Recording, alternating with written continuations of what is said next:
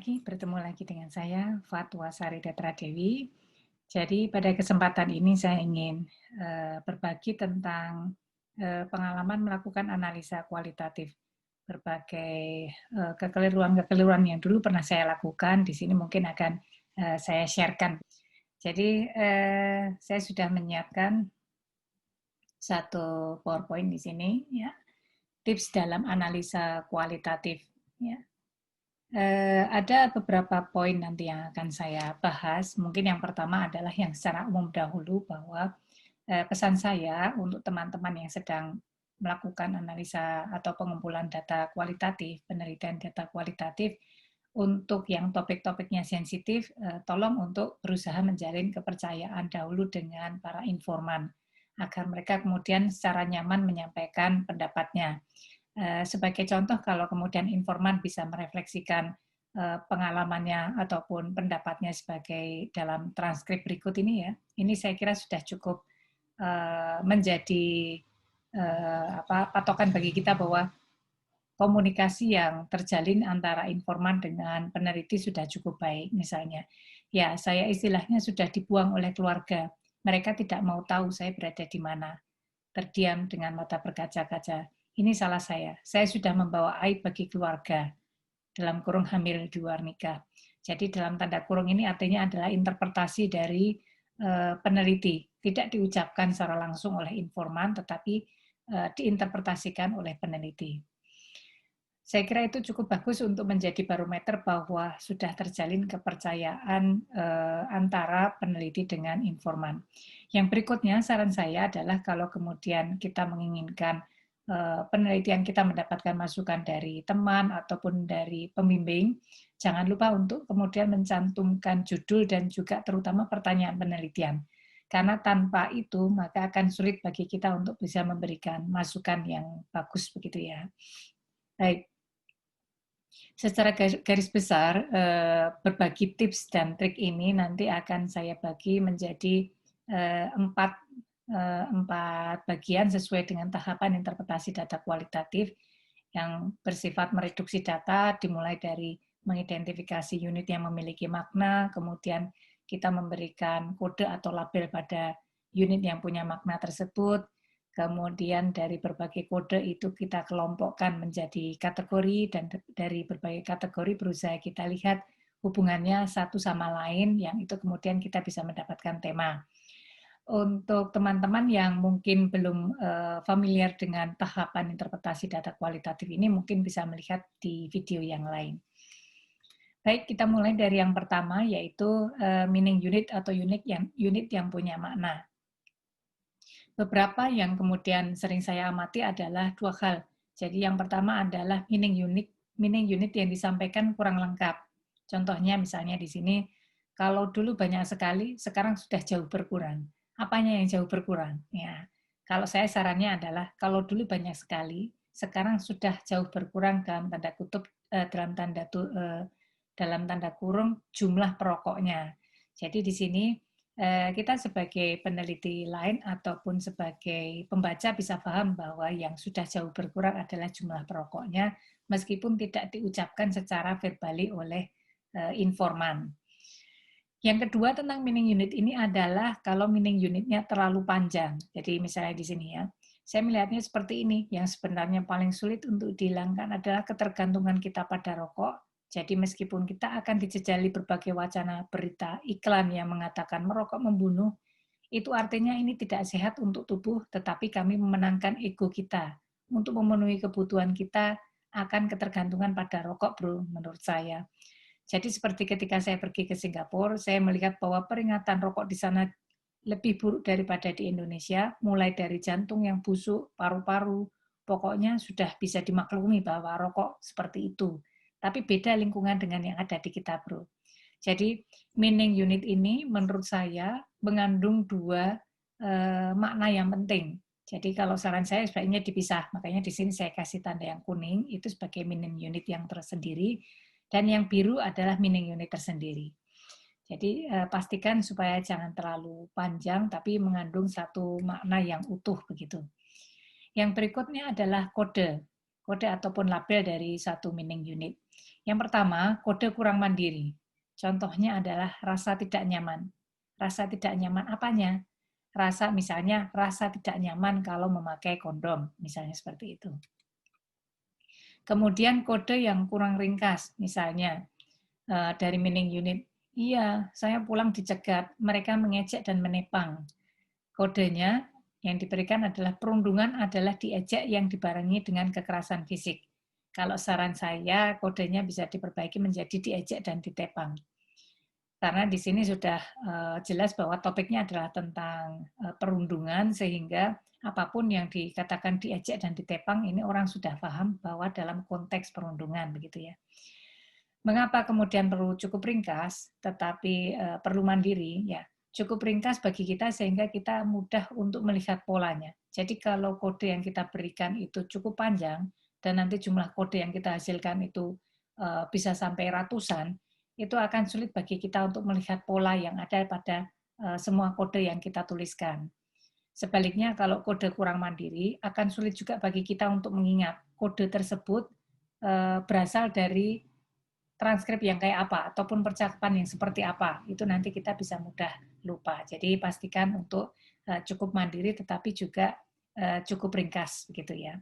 Yang berikutnya adalah kode dalam bahasa Indonesia. Jadi kode sebaiknya dalam bahasa yang dipakai untuk komunikasi antara kita dengan pembimbing, begitu. Misalnya pembimbing bahasa Inggris, misalnya, jadi kita harus merubah kodenya dalam bahasa Inggris juga agar dapat masukan yang maksimal.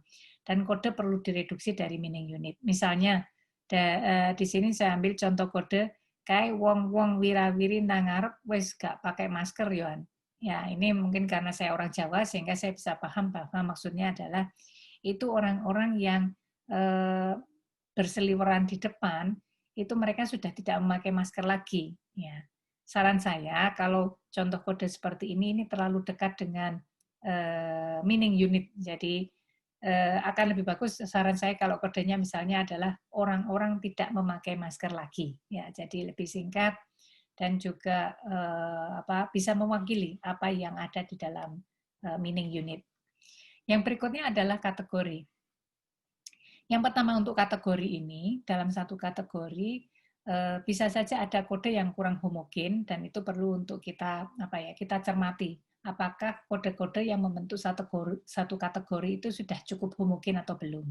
Misalnya, ini untuk contoh kategori, jangan mencoba merokok. Kemudian coding-coding pembentuknya adalah jangan pernah mencoba merokok. Semakin bersyukur tidak merokok. Orang Indonesia susah ditakuti peringatan bergambar pada kemasan rokok maksudnya. Untuk coding yang ketiga ini menurut saya kurang homogen dengan kode-kode yang lain untuk membentuk jangan mencoba merokok. Ini penelitiannya tentang respon masyarakat terhadap peringatan bergambar pada kemasan rokok.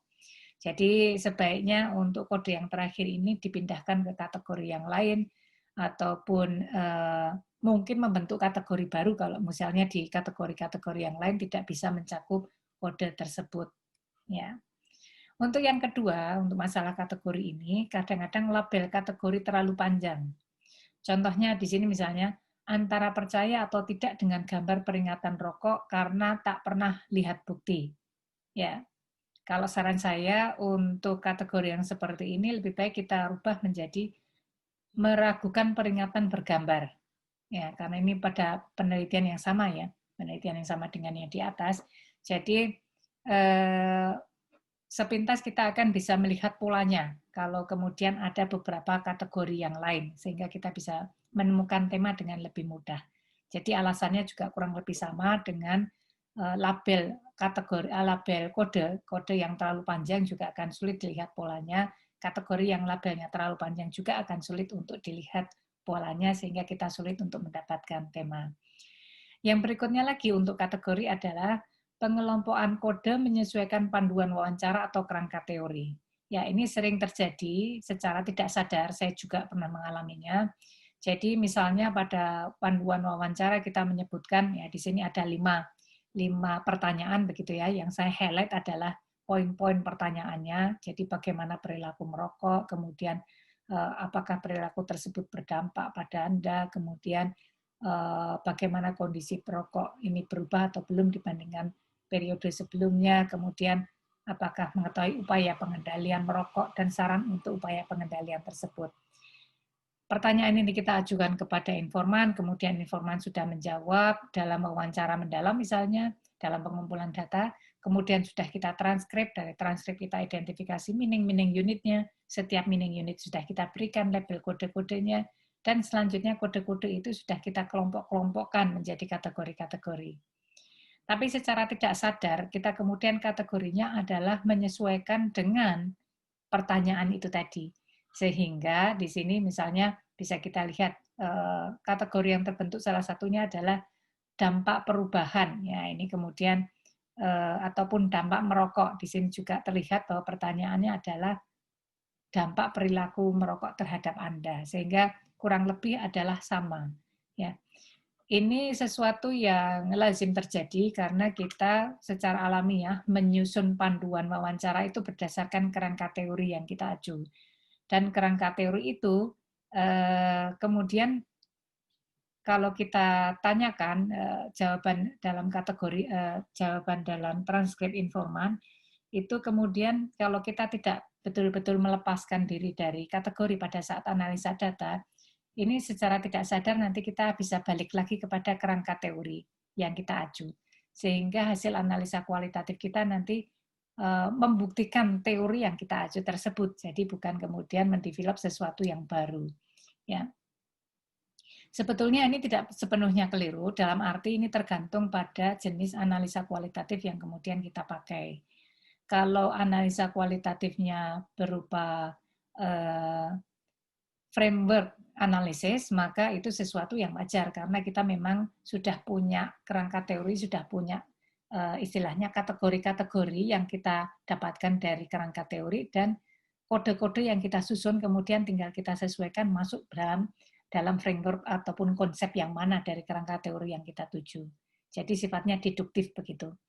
Tapi kalau kemudian analisa yang kita acu itu lebih pada grounded teori yang tujuannya adalah untuk membangun satu teori yang baru, hal seperti ini tidak bisa kita lakukan. Ini harus betul-betul kita hilangkan our pre-understanding ya. Jadi pemahaman kita terdahulu itu harus dihilangkan.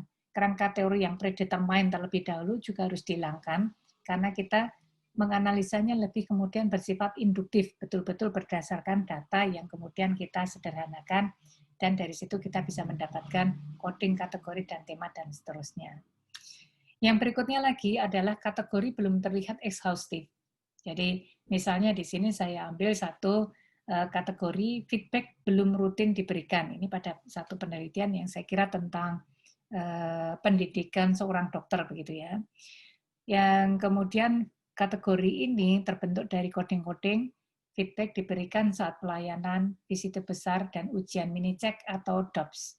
Tidak setiap hari senior memberikan feedback, sesi feedback hanya kasus tertentu, tidak semua senior memberikan feedback, feedback jika ada kesalahan fatal. Ya. Karena saya background pendidikan saya juga dokter, dan kemudian yang saya highlight ini adalah yang kemudian saya anggap penting-penting dari coding tersebut, itu muncul pertanyaan pada saya, adakah kode-kode lain yang mungkin mengubah label kategori? Jadi, adakah coding yang menunjukkan misalnya kenapa feedback rutin tidak diberikan? Jadi, misalnya adakah feedback yang diberikan sebagai, adakah data yang menyebutkan bahwa feedback diberikan sebagai ala kadarnya saja karena keterbatasan ataupun kesibukan pengajar? Ya, kalau itu kemudian kita coba gali kepada informan yang berikutnya atau wawancara yang berikutnya, dan itu mungkin muncul, maka mungkin saja labelnya kemudian menjadi bergeser. Tidak cocok lagi kemudian belum rutin diberikan, tetapi menjadi feedback diberikan secara minimal. Jadi ini adalah contoh kalau kemudian kategori yang kita coba pikirkan dari berbagai perspektif, itu kemudian terlihat ada yang kurang exhaustive. Jadi itulah kepentingannya kenapa kemudian kalau kita mengambil data kualitatif, itu tidak secara bersamaan langsung, tetapi secara serial. Jadi satu data diambil, satu wawancara dilakukan, kita transkrip, kita analisa, dari situ kemudian kita mencoba mendapatkan kategori, dan kemudian kita coba dipikirkan dari berbagai perspektif. Kalau ada kemungkinan perspektif yang kemudian belum muncul dalam data, itu kemudian kita ambil pada waktu pengambilan data yang berikutnya. Ya, demikian mungkin berbagai tips yang bisa saya bagikan. Mungkin nanti kalau ada tips-tips yang lain lagi yang saya temukan, bisa saya bagikan juga. Saya ucapkan terima kasih kepada teman-teman yang sudah memberikan inspirasi sehingga video ini bisa terekam